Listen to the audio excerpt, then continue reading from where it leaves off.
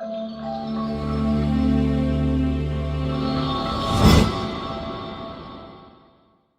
back to the channel. My name is Ryan, and today we are discussing last night's game, South Carolina versus Tennessee. I've lost my voice a little bit. I was there at the game actually, and if you look through some of my YouTube shorts, you'll be able to tell that I recorded some of the stuff there, mainly the pregame stuff, because once the game is just on, I just want to watch that.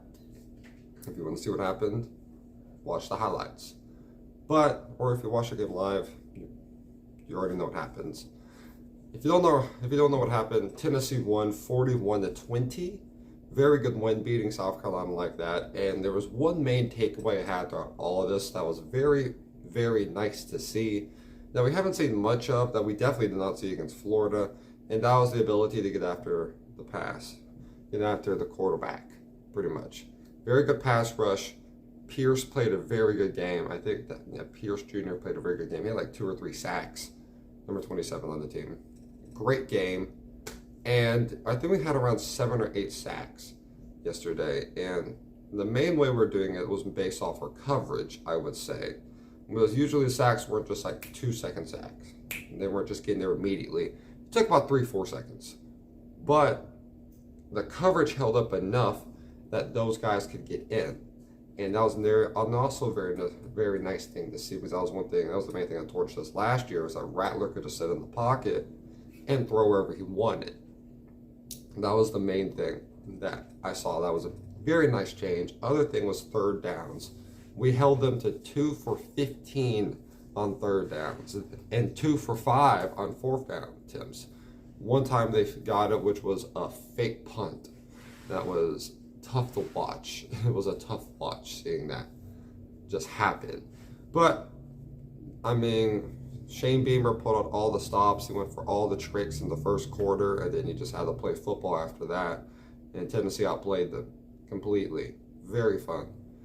And Rattler played a very poor game, and that was based off the defense and the crowd of Tennessee. They made a big difference. The defense made the biggest difference, of course. Rattler threw an interception, picked off by Hayden, went in for a touchdown. It was a great play. That blew up the crowd, and I think after that, that just led Tennessee to score, to start the second half, and then South Carolina ended up scoring, and then a rushing touchdown. That was a great play. It shut up the crowd, and then Tennessee just took care of business after that. It was kind of funny because we had a couple we're sitting in the section kind of behind the South Carolina band. And we weren't in the South Carolina crowd, but we're 2 sections behind where the crowd is going to be, and they would get hyped. They were hyped after they got that 10-7 lead in the first quarter, and then they were leaving by midway in the fourth. So it was very much nice to see how the script was flipped pretty much from last year, seeing that they scored 63 to this year they scored 20. Very good job. And then let's talk about the offense. First up, prayers up to Bru McCoy. Very, very bad injury. If you know the structure of Tennessee Stadium, I'd be surprised. I was in Z15, row 40. That is pretty behind. Like this is not like middle of the field type of thing. That is closer to the end zone, to the left side of that end zone. And when Bru McCoy broke his foot or ankle, I saw that. The people in front of me saw that.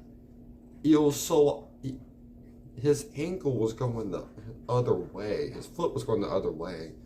And you didn't have to look at the Megatron or anything like that. You could just look onto the field and see that his ankle's going the other way. That's bad. That is very bad. And he kind of laid back, took his helmet off like that. It was, you could tell he was in so much pain. He's arguably the toughest guy on the team. Very tough injury to watch. Crowd chased Bru, I think about 3 or 4 times. Cheered for him. And after that, our offense kind of struggled a little bit, but mainly hope Bert McCoy's okay. I know he's going to be out for the year with that injury.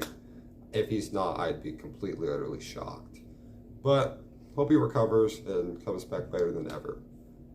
But this offense, the main thing I loved about this offense today, about the game, was how we ran the ball. And we mainly stuck to it. Only a drive or two that we just didn't run it really. And even then, we'd end up getting the ball into the running back's hands, or at least try to. Jalen Wright broke off, I don't even know how many runs for at least 10 yards, about 4, 5. Jabari Small did solid. Nothing like incredibly special in my opinion. Jabari Small's not looked great this year. Dylan Sampson looks super fast, and he could break off anyone. He ran over 238, I think that 238 rushing yards. Another thing I like about this team is that we kind of match our rushing production with our passing production. Like that, I think we had like 237 passing yards to 238 rushing yards, something like that. It was very nice to see that. And then you have Joe Milton. Joe Milton, if you look at the stats, you might say he played a bad game. Personally, I don't think he did. He had that one mistake in the first quarter. That was a terrible read. He thought it was a cover 2, and then there was a safety right there that he just didn't realize in the middle of the field. Okay, basic quarterback mistake. That led to a touchdown. Not good, but the follow-up, he threw a deep pass to Squirrel White, and that was like a 55-yard play. I don't even know how he caught that, to be honest. That was an incredible catch by Squirrel White. And they ended up scoring a touchdown. After that, Joe Milton, some solid plays. I only counted 2 drops from the receivers. Better. That is better, especially compared to Austin Peay. Austin Peay, we had 18. We had like 8 drops. It was terrible. And now we only had 2. Only one of them was like really important. Then that dude made up for it later on. So yeah.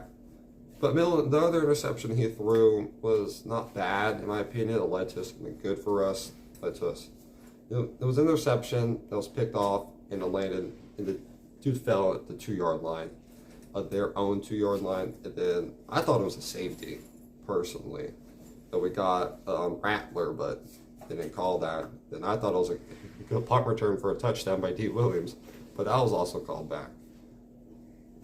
They were started chaining refs who suck, which was interesting to be a part of. But you always hear it you always hear it on like the broadcast, but hearing it live, seeing how loud they get, it's great. And then they end up screening a field goal. I like how our overall offense played. The O-line, we got our center back, made a huge difference. It seemed like you got to push up the middle. We would need that later on. For South Carolina, main thing I took from that game is that if you guys can't get open against Tennessee, you can't get open against a lot of other teams. I don't know how you got open that much against Georgia if you can't get that open against Tennessee.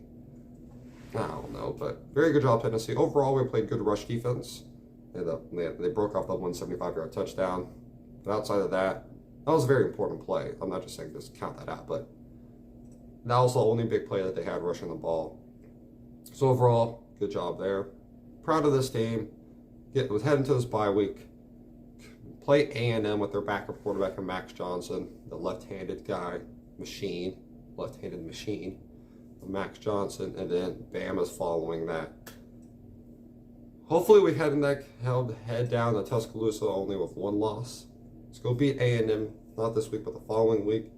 And yeah, hope you all have a great day. Stay safe, y'all, and God bless y'all.